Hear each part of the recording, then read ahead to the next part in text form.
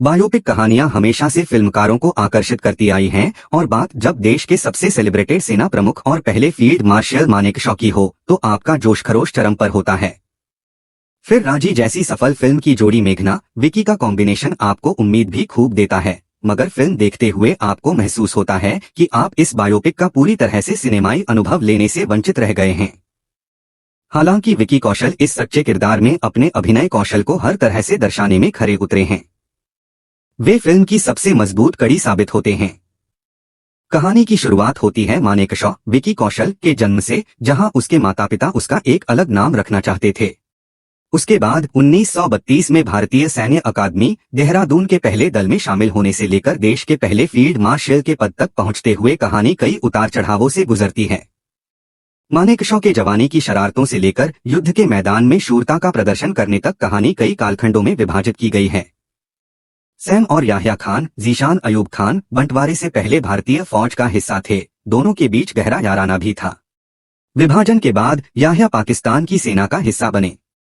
हालांकि मोहम्मद अली जिन्ना ने मानेकशॉ के सामने पाकिस्तानी सेना का हिस्सा बनने की पेशकश भी करते हैं, मगर मानेकशॉ हिंदुस्तान को चुनते हैं। कहानी के पहले हिस्से को सैम की निजी जिंदगी से भी बुना गया है, जहां उनकी शादी सिल्लू सानिया मल्होत्रा से होती है। उन्हें सेना के अंदर की राजनीति का शिकार भी होना पड़ता है। उन पर केस चलाया जाता है। साथ ही सैम को दूसरे विश्वयुद्ध में भाग लेते हुए भी दिखाया गया है। यहां हमें यह देखने भी मिलता है कि पंडित जवाहरलाल नेहरू, नीरज काबी सैम की बहादुरी और दूरदर्शिता के कायल थे। दूसरे भाग में कहानी में इंदिरा गांधी, फातिमा सना शेख का आगमन होता है। इंदिरा और मानेकशॉ के बीच वैचारिक मतभेद भी है, मगर अंततः मानेकशॉ उन पर भी अपना प्रभाव छोड़ने में कामयाब होते हैं। पाकिस्तान में होने वाले तख्तापलट से आशंकित होकर जब इंदिरा गांधी उनसे पूछती हैं कि कहीं वे हिंदुस्तान में भी ऐसा करने की तो नहीं सोच रहे, तब वे दो टूक जवाब देते हैं कि इंदिरा को डरने की जरूरत नहीं, उन्हें राजनीति में कोई दिलचस्पी नहीं, वे अपनी राजनीति करें और उन्हें उनका काम करने दें। 1971 में बांग्लादेश को पाकिस्तान से आजाद करने की लड़ाई के दौरान इंदिरा चाहती हैं कि मानेकशॉ मार्च में धावा बोल दें, मगर वे बेबाक होकर मना करते हुए कहते हैं कि अभी उनकी सेना युद्ध के लिए तैयार नहीं है। वे 5 दिसंबर की तारीख देकर युद्ध की तैयारी के लिए वक्त मांगते हैं। समय आने पर इंदिरा जब उनसे पूछती हैं कि क्या वे युद्ध के लिए तैयार हैं, तब उनका जवाब होता है, मैं हमेशा तैयार हूं स्वीटी। तलवार और राजी जैसी चर्चित और सफल फिल्मों की निर्देशक मेघना गुलजार ने बायोपिक के लिहाज से करारा विषय और विकी कौशल के रूप में दमदार अभिनेता को चुना, मगर अड़चन तब आती है जब कहानी कई कालखंडों में बंटी नजर आती है और दर्शक उससे जुड़ नहीं पाता। स्क्रीन प्ले कमजोर है। फर्स्ट हाफ बहुत ही सपाट है, सेकंड हाफ बेहतर है, क्लाइमेक्स मजबूत है। फिल्म को डॉक्यूड्रामा के अंदाज में दर्शाया गया है।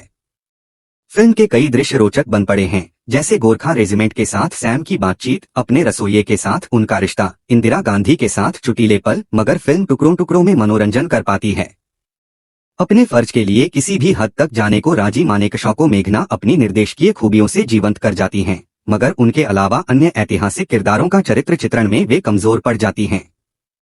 मानेकशॉ को हीरो बनाने के चक्कर में अन्य किरदार फीके पड़ गए हैं। युद्ध के दृश्यों में तनाव और थ्रिल की कमी नजर आती है। हाँ, 1971 की लड़ाई देखने योग्य है। हालांकि मेघना ने फिल्म में कई जगह वास्तविक फुटेज का इस्तेमाल करके कहानी को ऑथेंटिक कवच पहनाने की कोशिश जरूर की है। जय आई पटेल की सिनेमेटोग्राफी और नितिन वैद्य का संकलन ठीक ठाक है। शंकर एहसान लॉय के संगीत में गुलजार के लिखे गीत बढ़ते चलो, बंदा, दम है तो आजा अच्छे बन पड़े हैं। स्पष्ट है कि ये हर तरह से विकी कौशल की फिल्म है और उन्होंने मानेकशॉ के चरित्र में जिस तरह का अंदाज दिखाया है वो आपको मोहित किए बिना नहीं रहता। किरदार में उनका बॉडी लैंग्वेज, संवाद, अदायगी और चरित्र के लिए हद पार वाला समर्पण पर्दे पर साफ नजर आता है।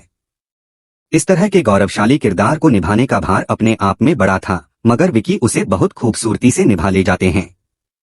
उन्होंने चरित्र के हर पहलू को खूब मांझा है।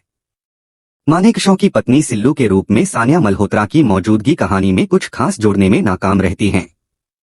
इंदिरा गांधी बनी फातिमा सना शेख में भी उस तेजतर्रारी और ओजस्विता से दूर नजर आती हैं जो इंदिरा गांधी का खास कैरेक्टरिस्टिक माना जाता है। जनरल याह्या खान की युवावस्था को मोहम्मद ज़ीशान अयूब ने खूब निभाया है। वही सरदार पटेल की भूमिका में गोविंद नामदेव और पंडित नेहरू के रोल में नीरज काबी उम्मीदों पर खरे नहीं उतरते। सेना से जुड़े अन्य फौजियों और अधिकारियों की कास्ट औसत है